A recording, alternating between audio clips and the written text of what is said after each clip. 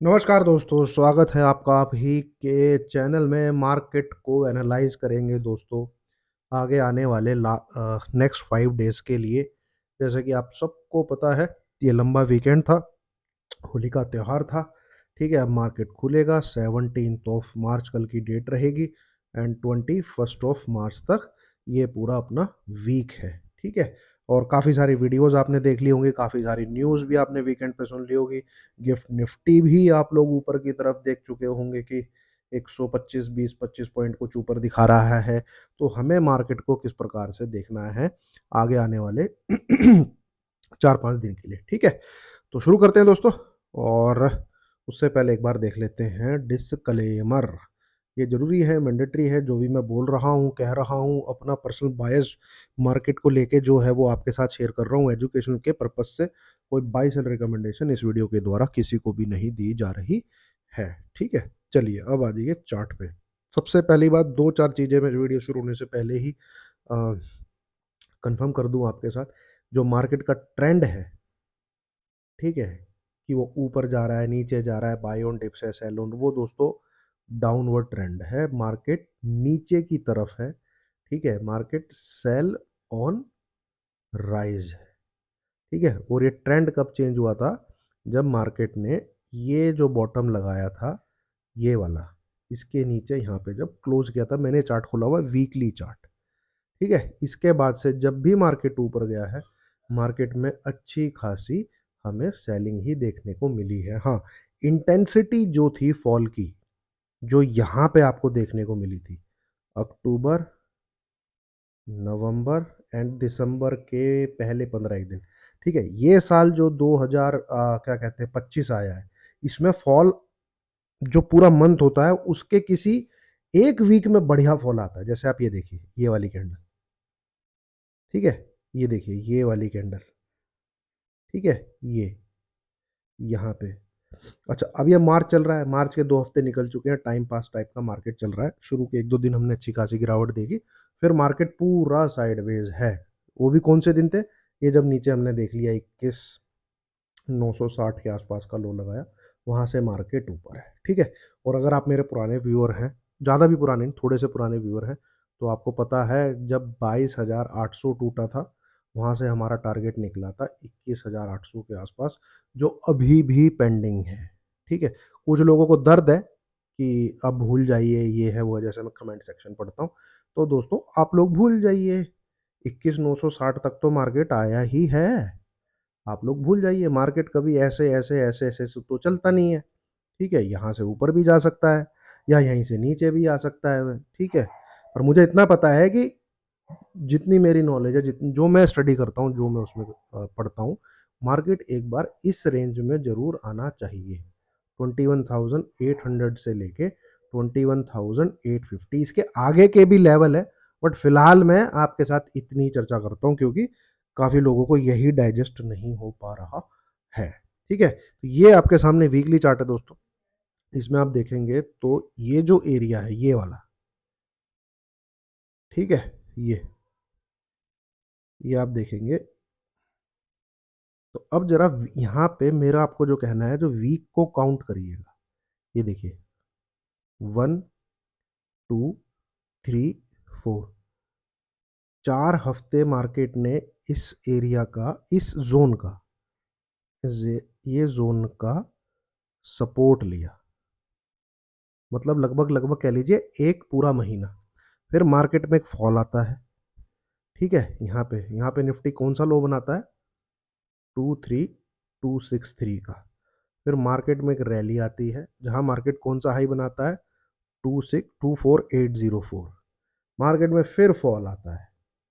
ठीक है, अब यहाँ पे आप वीक गिनिएगा, 1, 2, 3, 4, 5, 6, 1.5 महीना मार्केट जो है इसी जोन का सपोर्ट लेता है। देन एक ब्रेकडाउन हमें देखने को मिलता है और फिर एक तेजी। ठीक है, अभी तेजी कैसी दिख रही है उसको अगर आप डेली चार्ट में देखेंगे, दोस्तों वीडियो स्किप मत करिएगा, आप लोग अपना ही कुछ नुकसान करेंगे। ठीक है, जो मैंने अब तक आपके साथ शेयर किया, अब आप उसको डेली चार्ट में देखिए। जरा ये देखिए, यहाँ पे आप सपोर्ट देखिए। ठीक है, बहुत ज़बरदस्त सपोर्ट का काम किया इसने। देन अगेन, अभी तक तो मैं हफ्ते गिन रहा था आपके साथ, उन हफ्तों को आप अगर डेली चार्ट पे प्राइस एक्शन नोटिस करेंगे, तो ये देखिए प्राइस एक्शन, यहाँ पे देखिए आप, कैंडल रेड है, ऊपर से नीचे आ रहा है, पर भाई मार्केट को संभाल लिया जा रहा है, मार्केट में बाइंग हो रही है जब जब यहाँ पे आता है, ठीक है। और देखिए आप प्राइस एक्शन, इधर देखिए, ये देखिए, फिर नीचे, फिर ऊपर, फिर नीचे, फिर ऊपर, फिर यहाँ पे, ठीक है।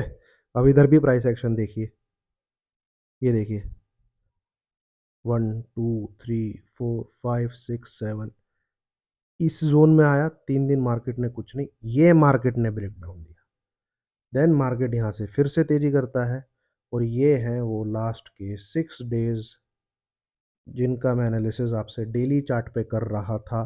बट सिंस ये वीकेंड है, तो ब्रॉडर पिक्चर जो मार्केट की है, वो यहीं पे आपको देखने को मिलेगी, इस चार्ट पे, ठीक है, इस चार्ट पे।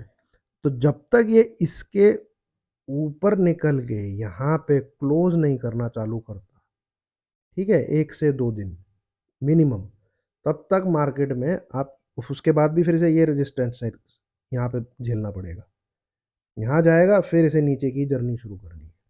तो सवाल यही है, ठीक है। अब इसको आप आवरली चार्ट पे देखिए, अब आप बोलोगे आवरली चार्ट लगा रहा है, अरे ये काम ही ऐसे कर रहा है पैटर्न, ये देखिए, जैसे ही ऊपर वाली लाइन के आसपास आता है, वैसे ही सेलिंग आ जाती है, ठीक है।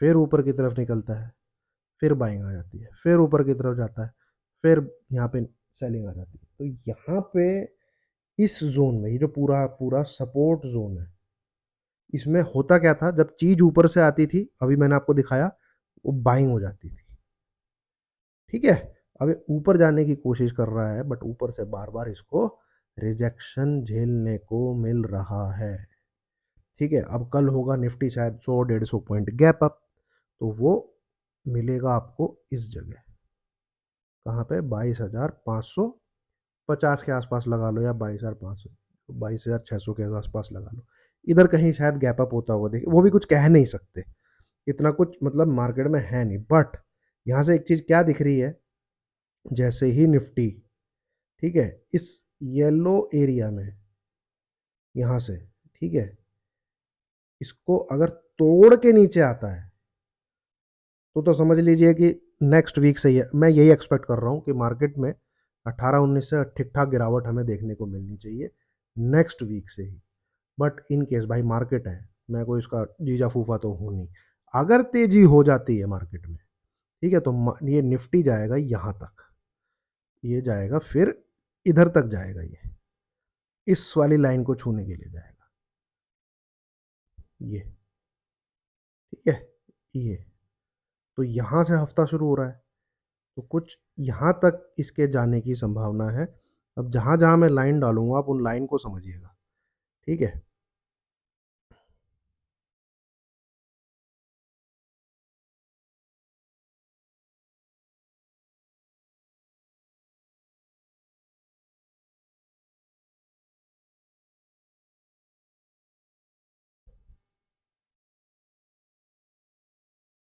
आपको समझ में आ रहा है कुछ, ठीक है। इधर ये रिवर्सल जोन,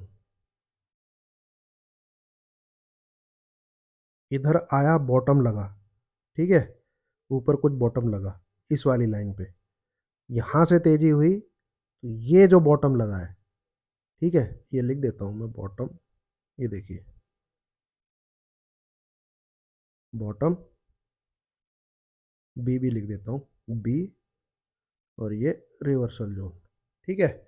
तो इधर से अगर तेजी होती है, यहाँ से मान लीजिए, चलिए जैसे दिख रहा है कि तेजी हो जाती है, तो ये जो एरिया है, ये रिवर्सल का काम करेगा, यहाँ से मार्केट फिर नीचे ही आएगा। अच्छा, यहाँ से मार्केट नीचे आता है, तो वो फिर 21,800 के पास सपोर्ट नहीं लेगा, उस केस में निफ्टी फिर यहाँ आएगा,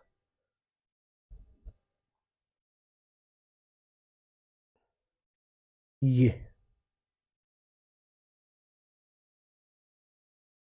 अगर मार्केट नेक्स्ट वीक से गिरना ही चालू नहीं होता और उसमें कुछ तेजी हो जाती है, ठीक है, जैसे कि सुनने में आ रहा है, तो निफ्टी फिर यहाँ पे आएगा 21,350 के आसपास।